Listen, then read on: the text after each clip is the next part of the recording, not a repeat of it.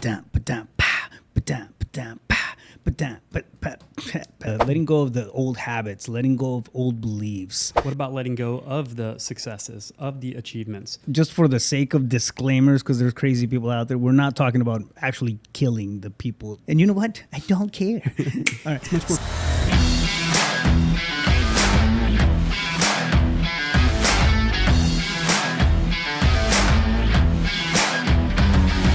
Fam, what's up? Welcome back to the CEO Pulse Podcast, where you get the real, the raw, and the mind of entrepreneurship. We are having another fantabulous episode of the Mindset Monday series with my co-host,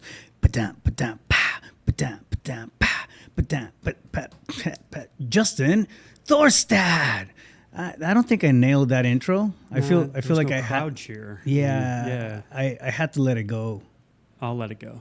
I had to let that, which takes me to today's topic, which is the I'm getting pretty crafty on those. All right, clever. I guess the art of the practice of letting go of the bad stuff, right? Letting go of the old habits, letting go of old beliefs. A lot of times we may have all the nuts and bolts and the skill set and the talent, and we may be this packaged, box of amazingness, but it's the old things, perceptions and that keep us anchored, that prevent growth, prevent success, prevent even forward thinking sometimes, right? Yeah. That even the ideas are not coming out because you're just so anchored into your old ways. Absolutely. So I think the practice of letting go is one. I don't feel like we've talked about that enough on the podcast before. So yeah, and just to take that one step further, what about letting go of the successes, of the achievements, right? Like, because I think a lot of times when we are successful, the downside is we start to identify like that's who we are and we become complacent, right? Like, oh, I already did that, I already achieved this. And so it can stifle further growth, which is not a good outcome either. So what do you mean? Like for example, saying that resting on your laurels, so to speak. Yeah. So okay, I already did it. I don't have to worry about it, and like I don't have to pursue or shoot for more. Yeah, like I hit this benchmark now, I'm good, right? And then comfort. Decay sets in, and now they get this roller coaster. Like I see that with a lot of self-employed people. Is no business, and they scramble and they create some momentum and activity and generate some revenue, and then they stop and they rest. It's like you got to let go of that. Like that's not who you are. You got to keep going, right? So, yeah. I think that leads right into habits, right? So let's break it down. Let's break down. I mean, I think the practice of letting go can be a big, broad topic, but I think it's a very needed one to address. Especially when we're operating as entrepreneurs and we have, ideas of growth, we have, desires, dreams, and things that we want to accomplish, right?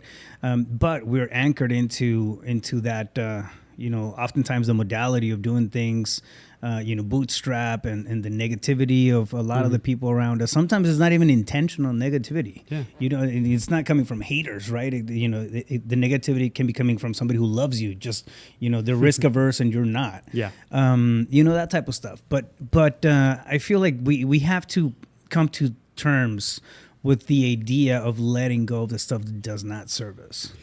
100%. It's an emotional intelligence, right? Yeah. It's just like notice and have an awareness of yourself, your mind, and your thoughts, and your body and how you're feeling, right? Because if a negative thought is coming up and you're feeling kind of a lower state, to catch that and have the awareness of, okay, this is my old self, the programming, and it's designed to keep me safe and in my box. Yeah. And there's only one way to think outside the box.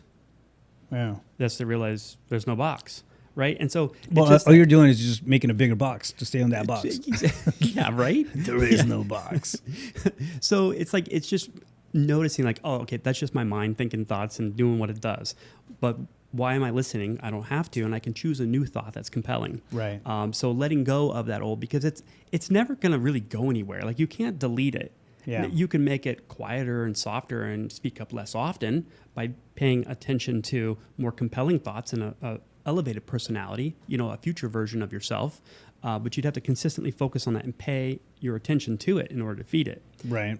Where you place your attention is where you place your energy, and it'll grow and multiply. So we all, I mean, we talk about forward thinking a lot, quite a bit, right? Like envisioning and looking at the stuff that you wanna achieve, the thresholds that you wanna cross, and the person that you want to become, right?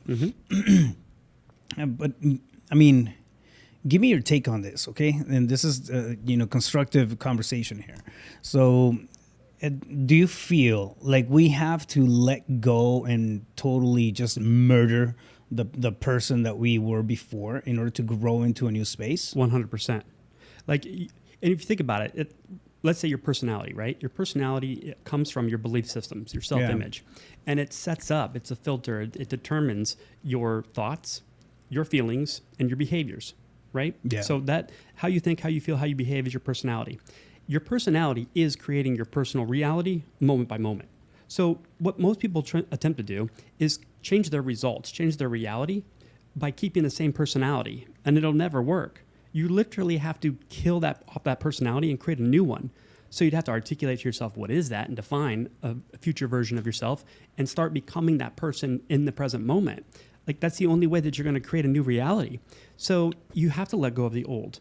And, it's kind of like people don't like their situation usually, their results, point A, and they want to get to point B. And in order to do that, you have to let go of point A, stand in the unknown, the unpredictable, the uncharted. Yeah, which is the space between A and B. Yeah, and what most people are attempting to do is like drag point A with them on their way to point B, and it's like that's not gonna work. It doesn't move. You have to move.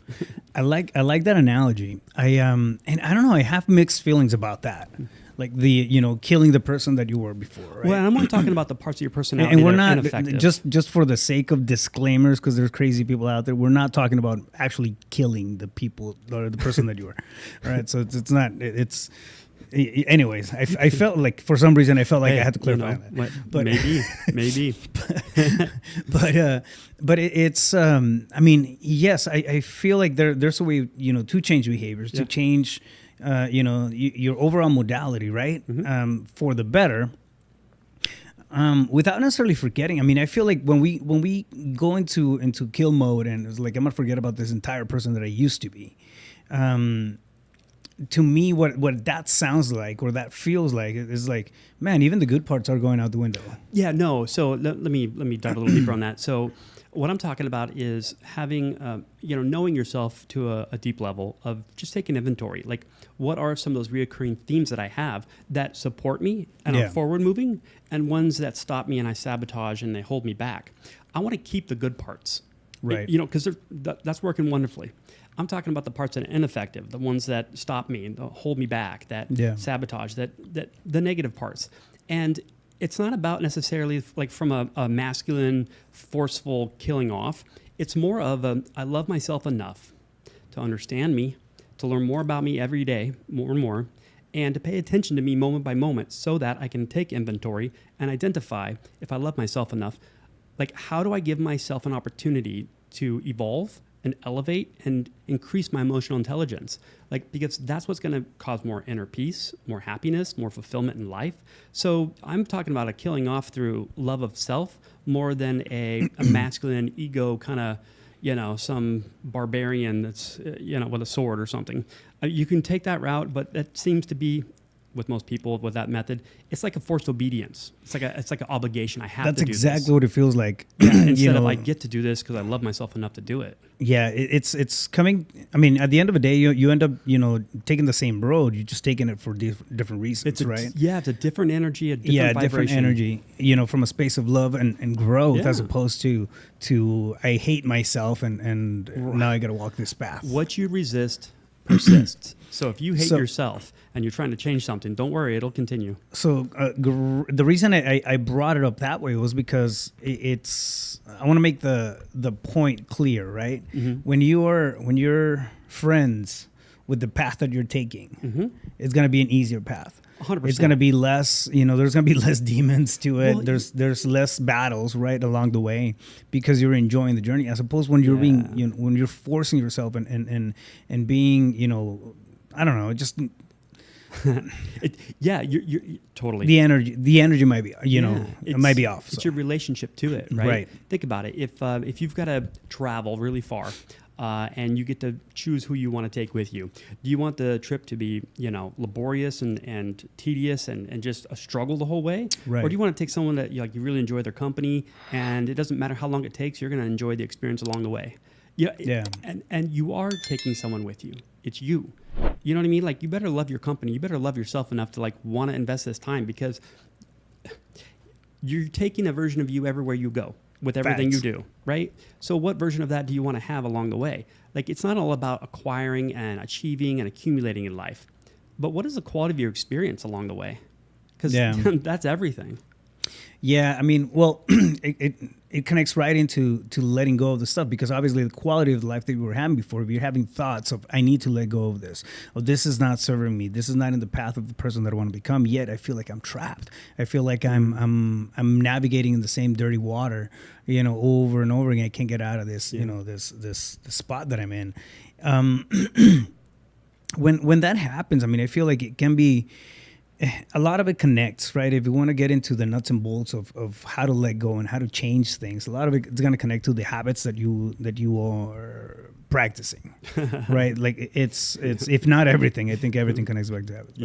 But there's ways to just take self-inventory of that stuff, right? And acknowledge what's the stuff that's actually working for me, what's stuff that's not working for me. And I feel like when the idea comes about you wanting to let go of something, it's usually because it's been dragged out for too long, right? Yeah. So it's never at the right time. It's always because the pain of whatever that activity you're doing or not doing is bigger than the pleasure that you got, from the opposite. You know what I mean? Leading into the habits, and I want to throw this out there. There's a really good book. I feel it's one of the best books that I've read on habits, and I've gone through a lot of psychology stuff. But it's The Power of Habit by Charles Duhigg. I think I butchered his last name, but The Power of Habit. It's a really good book, and it teaches you to break your reaction to the triggers, not the habit itself. Okay, so if I want to let go of, for example, smoking, right? I'm not going to let go of smoking when I have the craving and I have a box of cigarettes right in front of me. That's going to be the toughest point where my mental fortitude is going to be challenged, and where I'm probably going to break, right? And your physical as well. So it's exact. So it's not the time to tackle that one thing that you want to let go of. The time to tackle that thing is the trigger that led to the steps that came after that. For example, you go into the gas station to pump some gas, and then the trigger is, I have a box of cigarettes in the car, but I'm going to buy another one because it's just part of that habit. It's part of what I do. Okay, so you tackle that trigger, right? It's going to be your mental fortitude and your willpower is going to be a lot more effective, tackling that smaller move, right? When you're not craving that cigarette at that point. I'm just using cigarette as an analogy here, but it's then when you actually have that box in front of you and you have the cigarette in your hand because you're craving it at that moment. You know what I mean? Totally. Well, and to further that, like we talked about the have to do something versus want to. Yeah. Well, if you ever tried quitting someone because someone else wanted you to, like maybe your wife's telling you, I don't want you to smoke anymore. And so you quit for her. You relapse. Yeah. Right. Versus I love myself enough to let go of this because it doesn't serve me in any way, shape, or form. In fact, it takes from me. Then that's something different. Yeah. And well, I mean, it's going back to that reframe, right? Of forced change versus desired change. Yeah. And a decision is super simple. Like to let go of something, you got to decide to let it go. And if we think about decide, that word, the root there is side. Yeah. CIDE. Think about it. Suicide, homicide, genocide, pesticide. Like the root word is to kill off. Yeah. Right? So a decision means there is no other outcome. Now, again, I can go about that from an elevated perspective and an involved awareness of, man, that's beautiful. And I get to, I'm going to be successful at it no matter what. Because I want to do this. It's for my benefit and therefore everyone else's benefit around me. Or forced obedience where when you finally arrive, you're like, oh, thank God I don't have to do that anymore. And you go back to the old ways of being. You know what I mean? You didn't let it go. You just put it on the shelf temporarily. Right, exactly. Yeah. You parked it for a little bit. Yeah. I mean, it makes perfect sense, right? So going through these motions and tackling something that's early on, for example, it comes back to understanding yourself, right? If you get to a point where, and you name it, I mean, you can use, excess weight or fitness, right? As a thing, like, oh, I don't have, the willpower to go to the gym in the mornings. Okay, why does that happen? Is it because you're groggy because you're waking up too late? Tackle the trigger. You know what I mean? It's not going to happen in the morning. You're going to have to tackle that stuff the night before. 100%. So instead of going to bed at midnight, go to bed at 10. Yeah. Right. See if that changes. See if that changes the pattern in the morning. Right. Yeah. But it doesn't. The point I'm trying to make here is that to let go of something or actually be able to drop and move forward. Right. Create a void by letting go of that bad thing that's not serving you, for the good thing that can serve you to come into. The easier path is to tackle it before the actual thing hits. So tackle the trigger. I mean, I feel like if you take anything from this conversation right here, just think about the triggers. Take inventory of the triggers that lead to the bad habits that you have, or that lead to the bad thoughts, or the bad beliefs, right, that you have. But Raf, you got to understand, man. I utilize social media as my way to reaffirm my hatred and my friend to reaffirm my addiction to this emotion and that emotion. Like, people, I think unconsciously don't realize what those are. Atomic habits. Yeah. He calls them Q. Yeah. Same thing, right? It's the initial start of the cycle. And if you pay attention to that and you notice it in advance, you can choose and decide a different thought. Like, that really is the only power that we have if we're conscious, if we're self-aware. Yeah. The only power we can exercise is choice. Absolutely. But people have gone to sleep and allowed the conditioned habitual ways of being and thinking and behaving, like, to just run the show. And it's like, you got to pull back and look at it objectively. Like, just watch yourself, notice what's going on here and what serves me, what's effective. I'm going to keep what I want to let go of that doesn't serve me. Notice those triggers and work with you, man, because you're taking you everywhere you go. You might want to have a great relationship with you.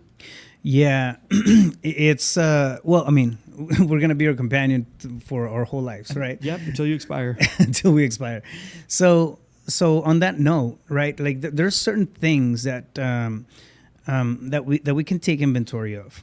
Again, going back to the triggers or the cues. Now take that a step further, right? Now, what about? I mean, I also want to. It's not just on the physical world that it happens. So it doesn't just happen with with health, fitness, and diet, and cigarettes, and vices, and all that stuff. I mean, it's a very real thing, and I feel like it can be easier to tackle those triggers because you're going to identify those triggers. Yeah, you can relate. But go back to your mental state. Go back to the way that what kind of habits do you have when it comes to thought process, right? Yeah. To not the thought, but your thinking process. When do you get pessimistic? When do you feel demoralized? When do you feel, this sucks, or I'm losing momentum, or I don't have the energy to move forward. Mm-hmm. Because that happens. I mean, I don't know, like good, 30 times a day for every entrepreneur out there. Yeah. Right. Yeah, so there will be a time. Yeah. So think about those triggers. Think about, once you're in that moment, it becomes a lot tougher to let go of that energy, let go of that, emotion. Yeah. Right. But you can definitely do something when you see the triggers come at you. Here's the hardest part for people, and I don't understand why, but what you're talking about is like when you notice in the moment that it's happening, that trigger, right? Like, in order to switch and say no to that habitual way, because you caught it, and switch to something different, ahead of time, you'd have to sit down and articulate to yourself, what's that shift going to look like? Yeah. What am I going to focus on when I become aware that I'm doing it again? And pre-plan. Yeah. And so it's really easy to do. It begins, as you said, the night before. Like, before you go to bed at night, why not just put a journal by the nightstand and something to write with? Not your phone, not a laptop, handwrite. I know some people forgot how to do that. But it's like, why don't you write out, okay, where did I show up in a really big way today? Where was I different? Where was I proud of myself and how I responded versus reacted? Like, where did I do great? And then write out, okay, where did I fall from grace? Where did I go asleep to the conditioning, the programming, and go into habitual things? And I just wasn't aware that that was my opportunity to practice. Where did that happen? Now that becomes your focal point for tomorrow. Yeah. And you start building with it. You work on it day by day. It's an inside job. There is no finish line. Isn't it crazy that it takes, I mean, I feel like letting go of the things that don't serve us, it's a combination of efforts, right? Because you are letting go, you're practicing letting go of that because you're filling that void with something more productive, something better, something good. But you have to be working in tandem, right? Not with just, this is one thing that gets me all the time. Sometimes we'll have conversations and I mean, with, I have to, for example, heal, or I have to, just feel better about myself and be more confident. And the hopes are that if I sit there and I think about it hard enough, like some buttons are gonna click, right? Yeah. Ding. It does. I mean, correct me if I'm wrong, and if like, let's turn this into a discussion, okay? Please. Because this is what I honestly believe about that. I don't think it works that way. No. I think you're sitting there, you're wasting time. You might, go on this mental trip that's gonna give you a dopamine jack, at that point, in time. But the real issue is gonna come back because you might be doing the work mentally, but you're not filling that space with anything else, anything productive. You don't have, something else that's coming into the picture.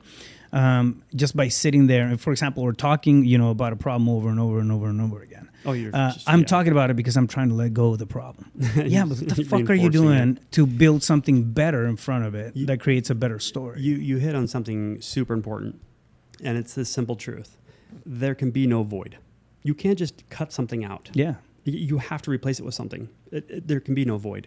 It'll be filled up with something of like kind if you don't intentionally fill that void. And, in having this conversation, there is one thing that I wish for humanity, for people to let go of, really, sincerely. There'd be so much more connection, community. Like, this would be a different world if people let go of this one thing. The emotional charge we have on judging ourselves. Yeah. You know what I mean? Like, I need to be more this because I'm not that. It's like, whoa. How about you just look at your behaviors and ask yourself one question? Not is it good, bad, right, or wrong? Because, good is just the opposite of bad. And it's the same, it's a different side of the same coin. Yeah. Like, so you're just playing with yourself. Just simply not good, bad, right, or wrong. Don't label it that. But one question. Is this behavior effective for me to be, do, and have what I want? Yeah, yes does or it no? serve me? It doesn't need an emotional charge on it. Because when you're in self beat up, now you focus on that. And what you resist persists because it becomes the object of your attention and you're just feeding it more. Like, let go of that nonsense. It's a useless dynamic.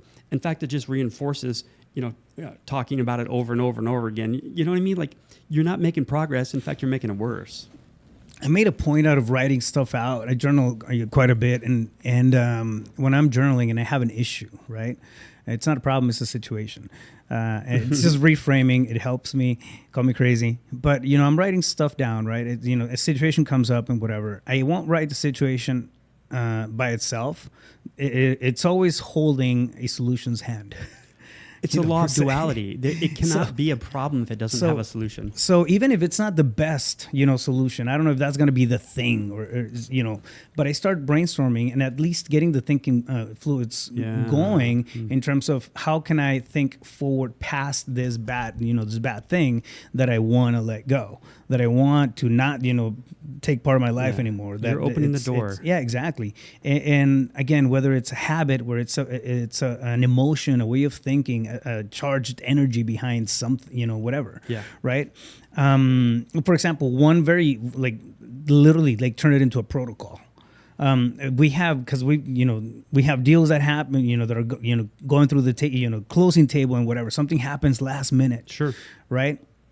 It used to just throw me on a whim or no, that's not a saying. I knew what you meant. Used to throw me on a roll. Yeah, well, the audience doesn't. If you haven't listened to the podcast, I make up words all the time. So it's a special Raf Spanglish. Yeah, this is special. It's not even Spanglish, bro. It's like my own thing. And you know what? I don't care. All right, it's much more betterist. So I'm gonna come up with a Raf dictionary. Rafisms. Yeah, I'll make that on a whim too. See what I did there? Okay, so anyways, but you have this this way of connecting, right? The issue, and then the solution behind it. Now, what it does, at least what it does for me, I'm no longer just anchored to the problem, to the thing that I want to let go.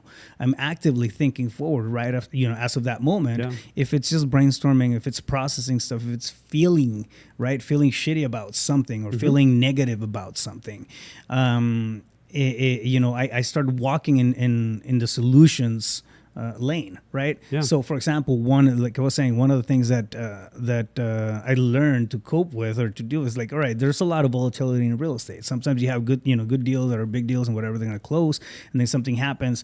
And I used to get rattled up, like, sure, yeah, it's like, oh my God, we're extending the close of escrow. This thing is, and this is nuts and bolts, right? But it would hit me emotionally, and then I would carry that emotion through the day, or through the morning, or through whatever. And if I was like, dude, why were I supposed to hit, or whatever. Yep. And so I mean, I realized, like, I mean, there's not, think solutions, right? Okay, what are the 3 actions that I can take right now that are going to move this thing forward, right? So I like literally coming into it from a cool-headed and level-headed standpoint, which still takes me a second. I'll get sometimes, yeah. But I see, for example, I see my team going through the same stuff sometimes. Yeah, my team getting antsy, my team getting upset, getting frustrated, and getting super, caught into things, right? And I was like, man, that's exactly what I was doing. Yeah. Right. So now I come in, I present the layout. Right? Okay, what are 3 things that we can do about this right now? Is there 3 things that we can do about it? If it's just one, can we do one thing about it right now? Okay, cool. Let's knock that out and then focus on the next thing that we have in the docket, right? So again, the situation, then holding a solution's hand, right? At least for the emotional relief, I like that. For not getting boxed into that little dark room of despair. Yeah. And guess what, man? Like you will have to work through that for a while, but they turn into habits. I'll say this. Then it becomes the way of thinking, of doing, of acting. Well, here's what you realize when you take the methodology and the perspective that you just shared, is that if you're attached to the outcome and it's delayed, and you needed the money, or whatever the case is, for whatever reason you're attached to the outcome's not happening. You're not doing so okay on the inside, right? Yeah. And so you lose your objectivity, and now you're involved with more of the problem. Like listen, I look at it this way. If you're not part of the solution, you are the problem. Yeah. You know what I mean? Because when you lose your objectivity, now you're feeding into what's easy. And that is the negativity, who's to blame, pointing the finger, and you're just creating more of a mess, right? Like someone's got to step in and remove themselves objectively from the perspective and look at it of like, okay, what's really the problem and what are 3 solutions? Because there's always multiple, always. Yeah. If it's not available to you in that moment, check your state, check your thinking, right? Yeah. Look at your attachment to needing this to happen. Because, man, I'll tell you, and real estate, I think, is a great teacher of this, because the longer you're in it and the more deals you do, the more you come across experiences like, you can't make that shit up. Like, that just happened. Like I've had some like, no way, like perfect storms, you know what I mean? And it's like your ability to look at the situation objectively for what it truly is, identify what it is, then and only then are the solutions available to you. Do you know what I mean? Like, and you say call them situations, not problems. I kind of like problems, but that's because I know that every problem has a solution. It's the law of duality. It's polarity. And I like to create problems I get to go solve. But that's an elevated way versus a reactive, you know what I mean? So, but again, that's kind of the mantra. If you're struggling with coping with the stress of problems, if I'm not part of the solution, I am the problem. You're just adding to it. It's, well, I mean, for the sake of linking it back to letting go and things that we need to let go of, right? It often, again, if we let it go enough, you're gonna have the idea, right, that like this is something that I need to let go of. It's not serving me; it's hurting me. By that point, it's usually a problem because it's evolved from something that you saw red flags, you saw flags, and or maybe sometimes just awareness hits you, and you start labeling yourself as I don't want to be so pessimistic. I'm a very pessimistic person. I don't know. I'm not very energetic. I'm not a people person. That kind of stuff, it can be a little tougher to let go of because it's not tangible, right? Like it's not like I can grab onto this book right here and then let go of the book and then the problem is solved. It's not like that. That's some people are still in denial about their problems. Yeah, well, it's about tapping into that side of yourself, but then looking at the same thing, right? Okay, what's causing that emotion? What's causing that? Whenever you feel like you're not a people person and you want to let go of that, you want to be more outgoing, you want to connect more. Okay, what has you not connecting? Okay, what's the trigger? Is it anxiety? Walking into I don't know, a people event, right? A networking meeting or whatever. Stranger danger. Yeah, if you identify that and you realize, okay, it might be anxiety. Okay, cool. What can you do? Can you invite one person to come with you and make you feel more comfortable or help you feel more comfortable? A support human. Will that help you feel less anxious and be more social out there? There's always one trigger. That's a crazy thing. This is a simple equation. Yeah. If you want to let go of shit that's not working for you, it's a simple equation. You're gonna have a trigger to it. You're gonna have a whole bunch of steps, and then you're gonna have a negative outcome. All right. Figure out what that trigger is. Tackle that trigger. Identify it first off, and then start tweaking that, because that's the weakest. That's where the entire situation is the weakest at. Yep. Right. And so if you interject yourself in there and break down that dynamic and create a new one, here we go, a new personality. And, I want to touch on something right quick. Like people say, I want to be more this or more that, right? Like confident or outgoing. Or if you think about it, if you really break it down and look at the situation, you either are that or you are not. There's not necessarily a degree of more. I don't know how you be more confident. You either are a confident person and confident in self. Even if you're not confident in what you're about to go do, you can be confident within yourself to go be a beginner. Do you know what I mean? Yeah. And so if you want to be more of something, just decide if you're going to be it or not, because it all starts with that decision. And let go of the part of you that thinks that you're not that, because you're right. It's just a bullshit story you keep repeating to yourself.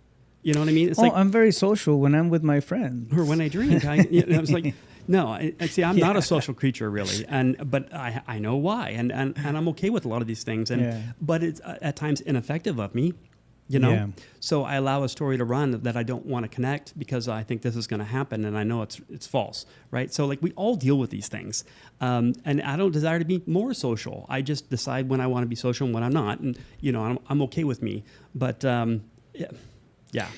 Yeah. So there's two more things that I want to just kind of bring up to light here. One of them is going to be a traumatic events, right? A lot of times those feelings, how do you let go of past trauma? And not that we want to turn this into a whole psychology session or anything like that, but it's those negative emotions. There's a big difference, right, between being anxious about something and then just remembering something that just throws you out of whack and for the rest of the day, right, based on some memories and I have past some experience with past activities. So having a traumatic childhood, trauma is not something that happens to you. It's what happened inside of you in that event. The meaning you made up about it, about yourself and the world. And so are you wanting to know how you move on from that? Or I think it's going back to that situation that most people don't want to confront because they don't want to experience it again. The trigger? The whole feeling of it, right? And it's but hang on a second. Maybe you had a bad relationship with that experience based on the perspective you had at that time, right? Because a lot of the trauma comes from childhood. Okay, so you're telling me that your perspective today is the same about things and yourself and the world as it was then? I mean, the real answer is yes, but most people are just older children running around, They just got older and bigger body. But if you think about it, going back, for example, if you were molested as a child, I was. And I would never tell anybody about it. I had so much energy on it. It was me. I'm broken. I'm defective. It's no, I was a child. I had no vote in the matter. It doesn't decide who I am. Only I do, right? That's an event that happened to me, not with my consent. And so it's going back and reframing your relationship, your perspective to this scenario, and truly look at the situation for what it was versus what you internalized about it. Do you know what I mean? It really is that simple, not necessarily easy. And talking about the situation, every time you do that you don't want to talk about, it releases a little bit of the energy on it. It's got a grip on you only because you want to keep it secret, whatever it is, right? And so the more you talk about it from an objective standpoint and your new perspective about yourself and the relationship with yourself with that event, that releases the energy. Like, it takes time, it takes practice. But here's the key about practicing all these things we're talking about today, right? Like, it can seem like a lot of work, people will say. Like, what, am I ever going to get there? It's like, you have to realize something. You're already successful at your habits. So much so that you don't have to think about them or do anything. Your mind and body have done it so many times now that it can do it without your conscious involvement. And you're successful at running that program every single time and producing its result, whatever that program is. So if you're already successful at producing a shit result that you don't like and you want to change, the good news is you must be successful at this new habit if you keep practicing. You have to. And it'll come to the point where you no longer have to think about it. You're just successful at producing that result. It's like it's a known, it's inevitable, it's an absolute. Like, and you already have evidence that you're capable. I feel like the most interesting thing about letting go of anything, again, it's the fact that we have to fight it for a while. We have to fight it for a period of time. Yeah. But what I mean by fighting it is push through the I don't feel like doing this. I don't want to do this. I don't. This feels like no. It's just my comfort zone is easier. Going back to my to my box of despair. Well, think about it. Here's why it's a fight. Like, you've rehearsed something so many times that when you think about it, it releases neuropeptides and hormones through your body and an emotional cocktail, right? Neural connections are ingrained. Oh, they're hardwired, right? So you got to unprune those. So basically, your mind and body, when you go to do something different from the habit, and you're like, no, I'm not doing that. I'm not that person today. Your mind and body's like going, whoa. You've been conditioning me and programming me to operate this way for 30, 40 years, and now you're just going to change on me? Change it? Yeah, like, it's going to resist, right? But again, that's where the repetition comes through. Well, it feels like an uphill battle. I mean, again, on, and I don't want to sound like I am going to sound like a broken record, but again, it's on the habits are going to be the thing that create the ability to let go of anything. 100%. You have it's not a switch that you're going to flip and all of a sudden, okay, cool. I had this one thing yesterday that I was dealing with, and now I learned to let it go by the morning, right? It's not waking up. There's a lot of people say, for example, I just one day stopped smoking, and like, fucking great for you. But I mean, I feel like that's the exception. It's not really the norm, right? Well, there's always a path to. I mean, I know because you did that. Well, yeah, but there's it's true that when you decide a thing, then everything's killed off, right? Yeah. But how much time did it take to get to that threshold to decide? Exactly my point. So how long does it take for somebody to build up the mental fortitude or the mental acuity to realize, like, man, I can actually decide. I mean, if we're serious about what we're talking about right now, like, most people out there are not wired like that yet, or haven't put in the work, the 10 years of working on themselves and being aware of who they are, owning their shit, working through growth and process and holding themselves accountable, right? Yeah. I feel like that's the thing. When you get to a point, and you could, talking about elevated,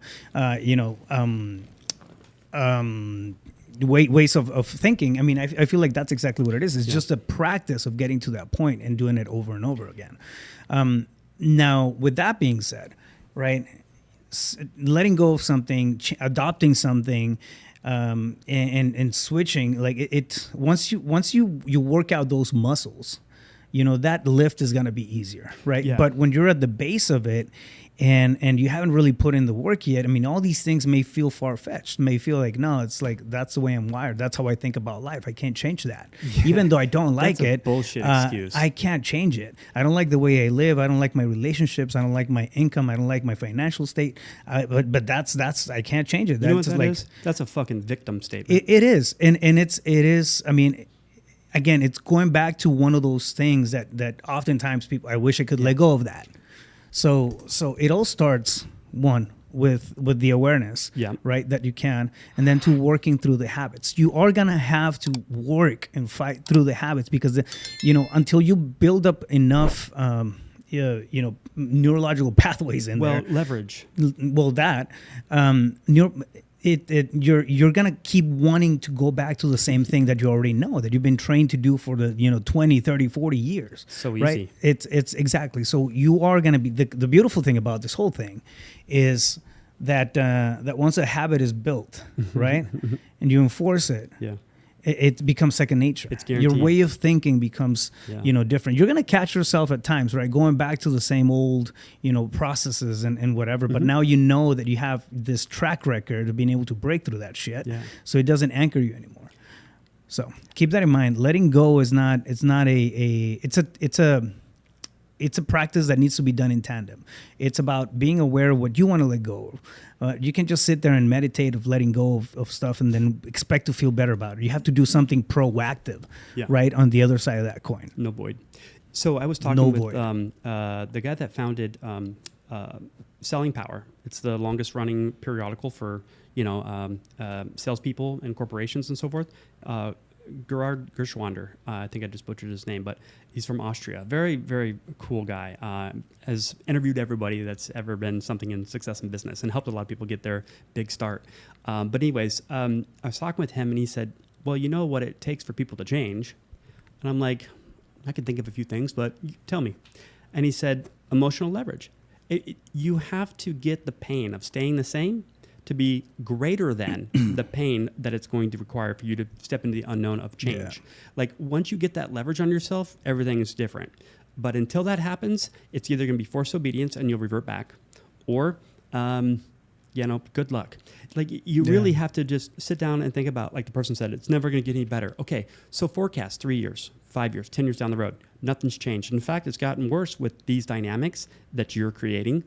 What are the prices you're going to pay? Yeah. What dreams are you not going to realize because of this? Like, get that emotional leverage on yourself to where it's like, oh my God. You're still unhappy. I have no other choice. Now you're just unhappy and old. Yeah. Like, I would rather go step into the unknown and have no idea what's going to happen because it's unpredictable and deal with that than I would having to deal with this for the next 3 to 5 years. Yeah. Like, you get that leverage on yourself and you love yourself enough to step into that unknown and practice and make mistakes and just, it's a beautiful process. You'll never regret it. Yeah.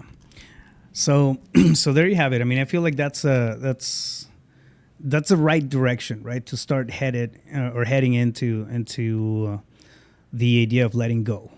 I don't think it has any pitfalls. I don't see any breaks in the logic right there, but let us know if you do. All right. This is a conversation. It's a two-way street, right? So any of the stuff that we're talking about here makes sense, rings a bell. Let us know. Let us know about that too, because we do this for you guys. Yeah. Or topics you want to talk about. Yeah. These conversations, I mean, they're coming at us. I mean, believe it or not, but it's messages. It's from listeners. We just go to town on exactly. A lot of it is personal stuff. Is like, man. So the whole mindset, thing, it's not something that you learn. It's a process, right? It's a process that you keep relearning because you can't just learn it once. And sometimes like you may even know the principles, you may even know the frameworks, the ideas and what to do about whatever situation. And guess what? You're gonna forget. And then your instincts are going to take over, and your old bad habits or bad ways are going to come in, and they want to sabotage everything that you're doing. Yeah. And we have to be aware enough to catch ourselves in that space. So that's the main purpose for this series. It's a two-way street, two-way conversation. So Justin, I think that was a pretty good. Yeah, man, that was a pretty good combo. Yeah, I like that. Where's the best place to find you if somebody wants to get a hold of you? Social media, YouTube at Mindset Coach JT, or my cell phone, 602-348-8534. Bam, let's go. All right, fam, we'll catch you guys on the next one. Until then, stay focused. You got this.